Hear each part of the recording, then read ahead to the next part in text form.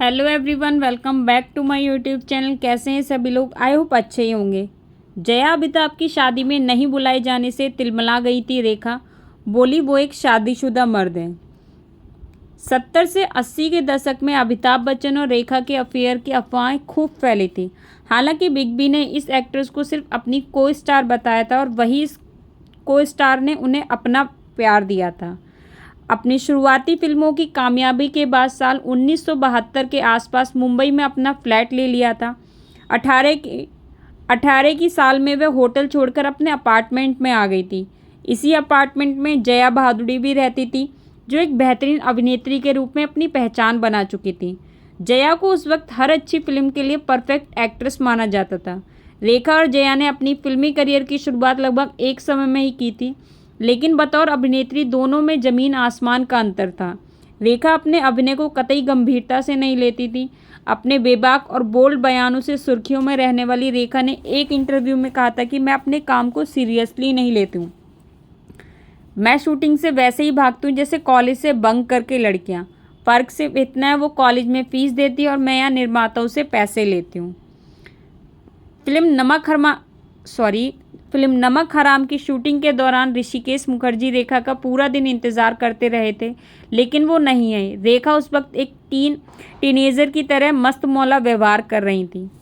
जुहू के बीच अपार्टमेंट में जया और रेखा की अक्सर मुलाकात होती थी। रेखा और जया को प्यार से दीदी बाई कहकर बुलाती थी। दोनों एक साथ खूब वक्त बिताते थे। उस वक्त जया बच्चन रेखा को अपने करियर और ज़िंदगी से जुड़ी सलाह भी देती थी।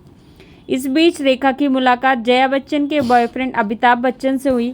एक इंटरव्यू में जब जया से रेखा के बारे में सवाल किया गया तो जया ने कहा कि वो खुद को अभिनेत्री के तौर पर गंभीरता से नहीं लेती। माना जाता है कि जया का ये कमेंट रेखा को बुरा लगा था। साल 1973 में अमिताभ बच्चन की फिल्म जंजीर रिलीज़ हुई। कई फ्लॉप फिल्में देने के बाद ये फिल्म सुपरहिट साबित हुई थी, जिसके बाद बिग बी और जया ने शादी कर ली। ये बात रेखा को बहुत बुरी लगी। एक इंटरव्यू में उन्होंने कहा कि हम एक ही बिल्डिंग में रहते थे, मैं उन्हें अपना बहन मानती थी और वो मुझे सच्ची लगती थी।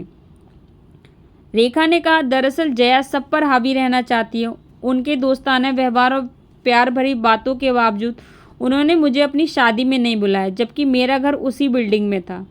रेखा ने अमिताभ के बारे में बात करते हुए बताया कि वे दो अनजाने की शूटिंग को लेकर बहुत नर्वस थी। अमिताभ के सामने टिकना आसान नहीं था। वो उन्हें देखते ही अपनी लाइनें भूल जाया करती थी। एक दिन अमिताभ ने उन्हें अपनी दिलकश आवाज़ में कहा, सुनिए, लाइनें याद कर लीजिएगा।